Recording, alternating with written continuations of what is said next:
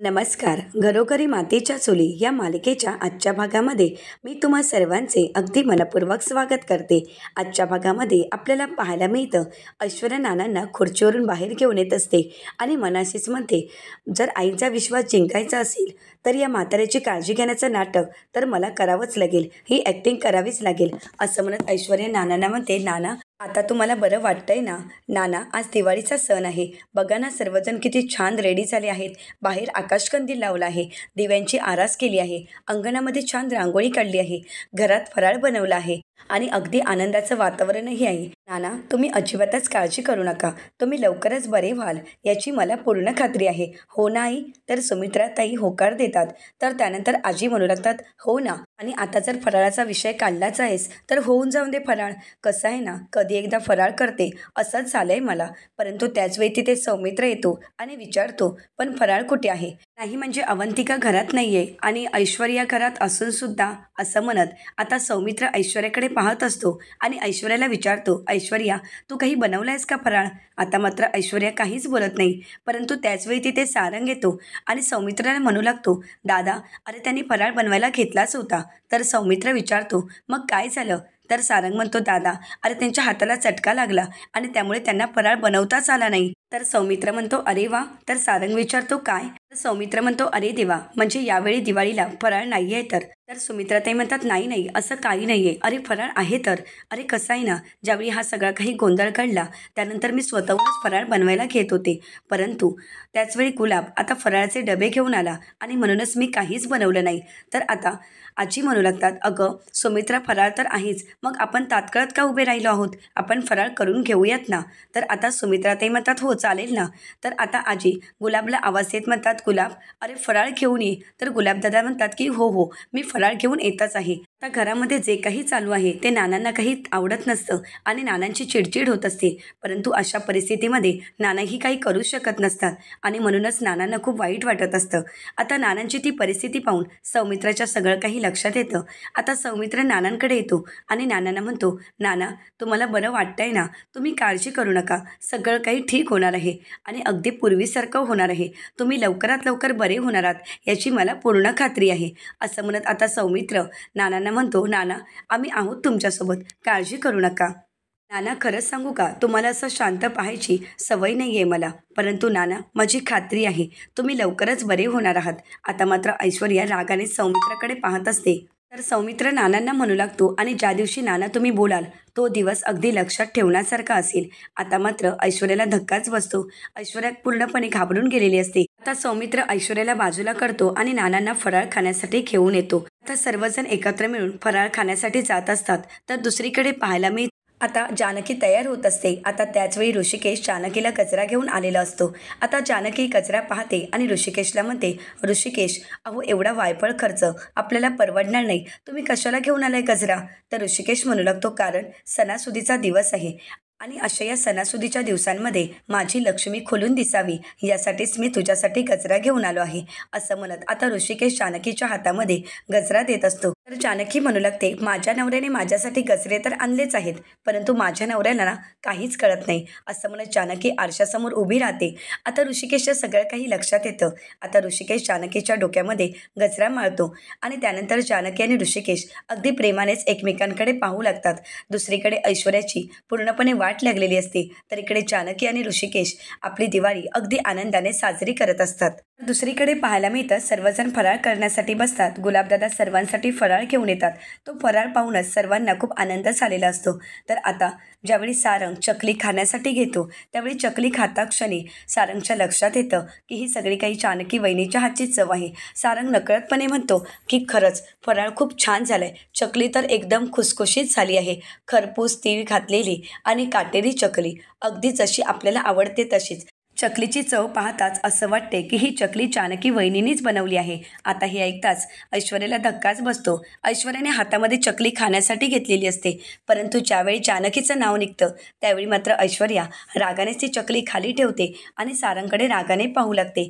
तर त्यानंतर सारंग म्हणतो, हो ना अगदी छान झाली आहे चकली, आणि चिवडा चिवडा तर त्यापेक्षाही छान झाला आहे, आपण जसा नेहमी बनवतो तसाच, अगदी काजू बदाम सगळं काही टाकलेलं आहे. एवढंच काय तर खोबऱ्याचं भाजलेलं तळलेलं काप, सुकं खोबरं आणि त्यावर कुरकुरीत पोहे. खरंच चिवडा खाल्ल्यानंतर कानातून असा कर्र आवाज येतो. जशी जानकी वहिनी बनवायची तसाच अगदी एकसारखा चिवडा झाला आहे.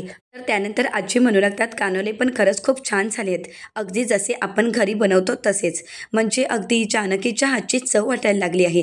आता नकळतपणे आजीनेही जानकीचं नाव घेतलेलं असतं. प्रत्येकाच्या तोंडी फराळ पाहताच जानकीचंच नाव असतं आणि म्हणूनच सुमित्राताई विचार करू लागतात. खरंच हा फराळ जानकीने बनवला आहे का हे पाहण्यासाठी सुमित्राताई चकली खाऊन पाहतात. त्यावेळी सुमित्राताईंना धक्काच बसतो, कारण ती चकली ही जानकीने बनवलेली आहे हे सुमित्राताईंच्या लक्षात आलेलं असतं. सुमित्राताई शांतच असतात, तर सर्वजण जानकीच्या फराळाचं कौतुक करत असतात. आता सौमित्र म्हणू लागतो, वहिनीला माहीत होतं की मला लाडूमध्ये बेदाणे आवडत नाहीत आणि म्हणून आत्तापर्यंत वहिनीने कधीही लाडू बनवत असताना त्यामध्ये बेदाणे टाकले नव्हते आणि म्हणूनच ती नेहमी काजू टाकायची. आणि आजही जे घरामध्ये लाडू आले आहेत त्यामध्ये सुद्धा काजूच आहे असं म्हणत आता सौमित्र गुलाबदादांकडे पाहू लागतो, परंतु गुलाबदादा काहीच बोलत नाहीत. सौमित्र म्हणू लागतो, हे एखाद्या नौक्याने करणं शक्यच नाही आहे, कारण लाडूचा आकार आणि त्यावर लावलेला काजू हे पाहताच असंच वाटत आहे की हे सगळं काही जानकी वहिनीनेच बनवलं आहे. तर आता सौमित्र गुलाबला विचारतो, गुलाब हा फराळ जानकी वहिनीनेच दिला आहे ना? आता मात्र गुलाबदादा शांतच होतात, कारण गुलाबदादांना जानकीचं बोलणं आठवतं. जानकी गुलाबदादांना म्हणालेली असते की काही झालं तरी हा फराळ मी बनवला आहे, हे कोणालाही कळू द्यायचं नाही.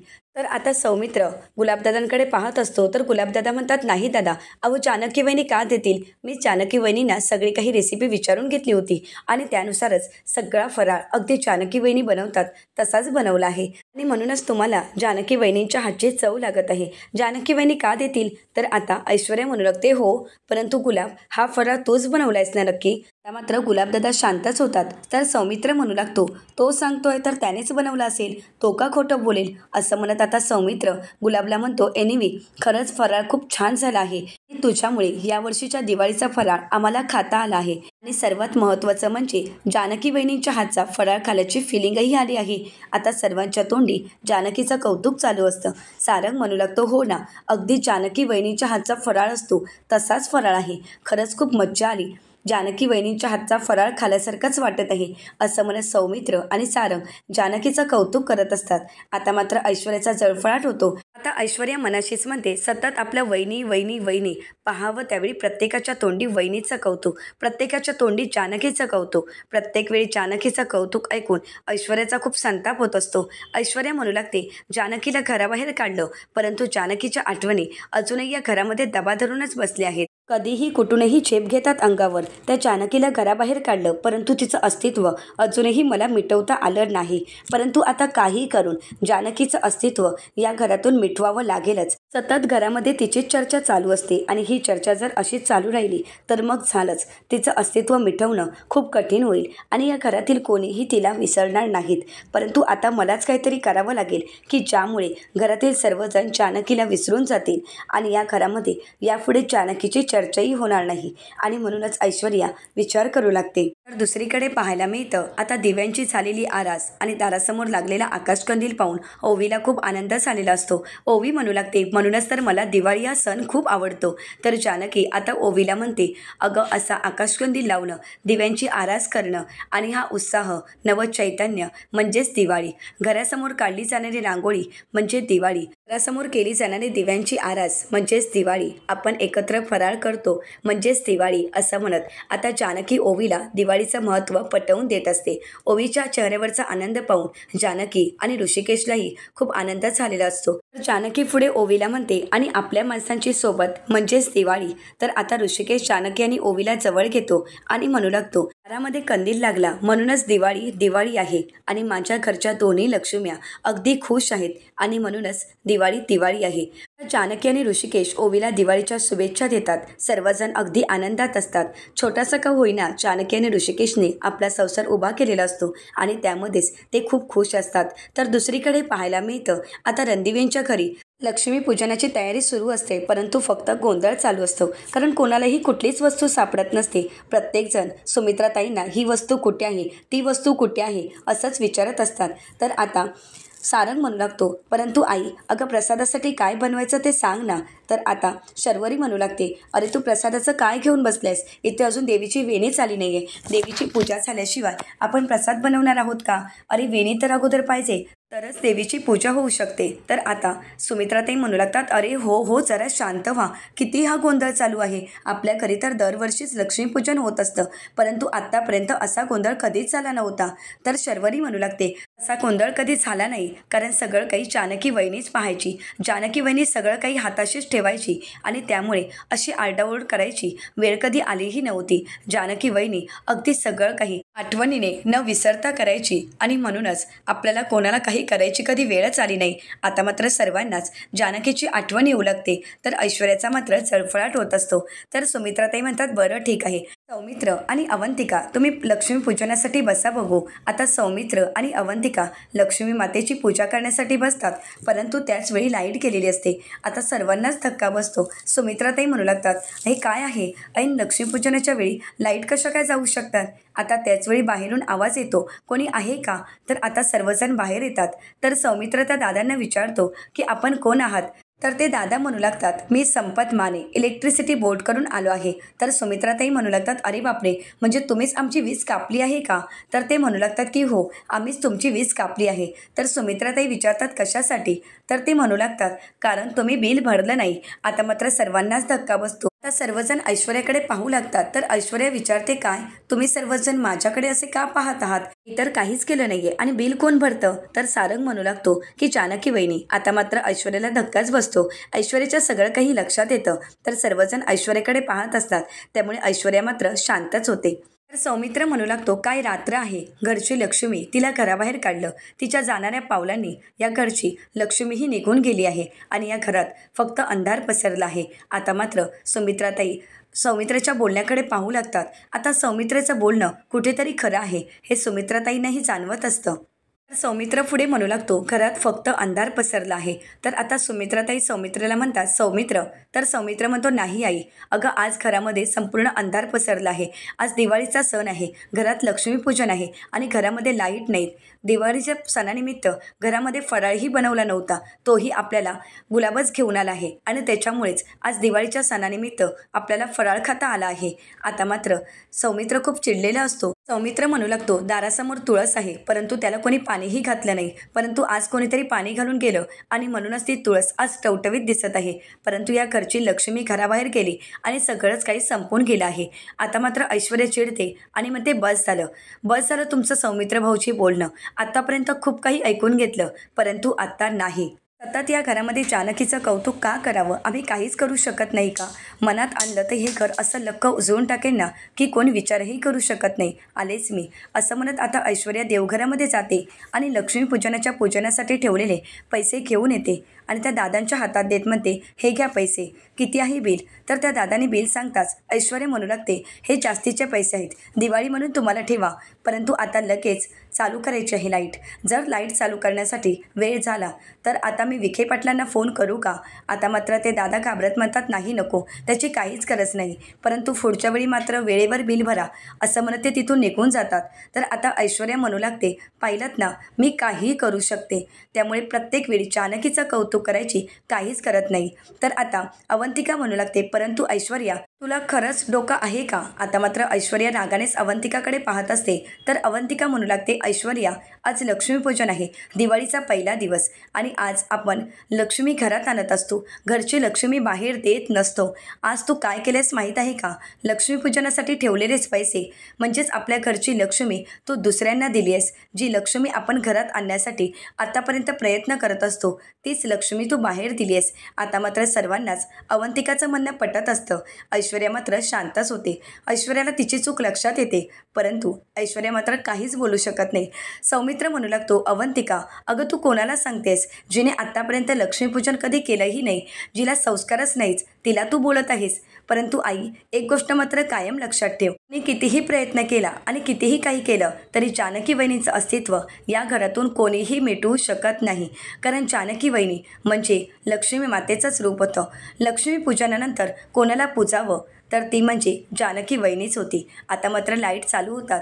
तर आता सौमित्र म्हणू लागतो, हेच सत्य आहे. तर ऐश्वर्याचा खूप जळफळाट होत असतो. तर सर्वजण आता लक्ष्मीपूजन करायला घेतात. सर्वजण लक्ष्मीपूजन करत असतात. आता सौमित्र आणि अवंतिका पूजेसाठी बसतात. ऐश्वर्याचा मात्र जळफळाट होत असतो. तर दुसरीकडे जानकी आणि ऋषिकेशही लक्ष्मीपूजन करत असतात. ज्याप्रमाणे रणदिवेंच्या घरी आरती चालू असते, त्याचप्रमाणे आता जानकी आणि ऋषिकेशच्या घरीही लक्ष्मी मातेची आरती चालू असते. तर त्यानंतर आता जानकी लक्ष्मी मातेला प्रार्थना करत म्हणते, लक्ष्मी माते, लक्ष्मीसारखी या घरामध्ये समृद्धी, सरस्वती मातेसारखा शहाणपणा आणि अन्नपूर्णा मातेसारखी हाताला चव ही कायमच असू देत. या घरामध्ये कायमच भरभराट होऊन देत. या घरामध्ये येणारी प्रत्येक दिवस हा आनंदाचा, सुख समृद्धीचा असो. एवढंच नाही तर माझ्या घरातील सर्वांना सुखात ठेव. माझ्या नानांना आणि आईंना कायम आनंदात ठेव. त्यांना दीर्घायुष्य लाभून देत आणि त्यांच्या चेहऱ्यावर नेहमीच हसू असू देत. या दोन घरामध्ये असणारं अंतर लवकरच मिटव, असं म्हणत आता जानकी देवी आईला प्रार्थना करू लागते. तर जानकी देवी आईला म्हणते, देवी आई, तुझं येणं, तुझं जाणं हे आमच्या हातात नाही, परंतु तू ज्या दिवशी येतेस त्या दिवशी तुझं स्वागत अगदी आनंदाने करणं हे मात्र आमच्या हातात आहे, असं म्हणत आता जानकी, ऋषिकेश आणि आता ओवी देवी आईला प्रार्थना करत असतात. तर दुसरीकडे ऐश्वर्या प्रार्थना करत म्हणते, सतत या घरामध्ये जानकीचं कौतुक होत असतं. अंगणातील तुळशीपासून ते किचन रूममधील फराळापर्यंत, एवढंच काय तर आकाश कंदिलापासून दिव्यांपर्यंत. परंतु बस झालं, आता यापुढे मी असं होऊ देणार नाही. ही दिवाळी संपल्यानंतर या घरामध्ये जानकीची कोणीही आठवण काढणार नाही. याची व्यवस्था मलाच करावी लागेल आणि ते मी लवकरच करणार आहे. हे घर जानकीला कायमचं विसरून जाईल, यासाठी मला प्रयत्न करावेच लागतील आणि ते मी करणारच आहे. काही झालं तरी जानकीचं अस्तित्व मी पुसून टाकणारच आहे, असं आता ऐश्वर्या मनाशी पक्क ठरवते. तिला सौमित्राचं बोलणं आठवत असतं आणि तिचा खूप जळफळाट होत असतो. तर पुढील भागामध्ये आपल्याला पाहायला मिळतं, ओवी आता सारंगला फोन करते आणि म्हणू लागते, सारंग काका, तुला दिवाळीच्या खूप खूप शुभेच्छा. आता सारंग ओवीला शुभेच्छा देणार, परंतु त्याचवेळी ऐश्वर्या म्हणू लागते, त्यांना का शुभेच्छा द्यायच्या, त्या कोण आहेत आणि त्यांचा आणि आपला काहीही संबंध नाही. तर आता ऋषिकेश ओवीला म्हणू लागतो, ओवी, शुभेच्छा त्यांनाच द्यायच्या असतात जे आपल्या भल्याचा, आपल्या हिताचा विचार करतात. परंतु आपल्या विरुद्ध जाऊन आपलं वाईट व्हावं असं जे विचार करत असतात, त्यांना शुभेच्छा देण्याची काहीच गरज नाही. आता मात्र सुमित्राताईंना खूप वाईट वाटत असतं. तर त्यानंतर जानकी ऋषिकेशला म्हणते की एक बाप म्हणून तुम्ही जिंकला आहात, परंतु एक भाऊ म्हणून आणि एक मुलगा म्हणून तुम्हाला यशस्वी व्हावं असं वाटत नाही का? ऋषिकेश, अहो आता तरी विचार करा. ऋषिकेश म्हणतो, जानकी, माझं मन एवढं मोठं नाही आहे आणि मी जानकी नाही आहे, मी ऋषिकेश आहे. त्यामुळे आता मला त्यांच्याबद्दल काहीही वाटत नाही. आता मात्र जानकीला धक्काच बसतो. तर जानकी ऋषिकेश आणि रणदिवे कुटुंबाला कशाप्रकारे एकत्र आणेल हे पाहणं अतिशय रंजक ठरणार आहे. अशाच मालिकांचे नवनवीन अपडेट पाहण्यासाठी चॅनलला नक्कीच सबस्क्राईब करा. धन्यवाद.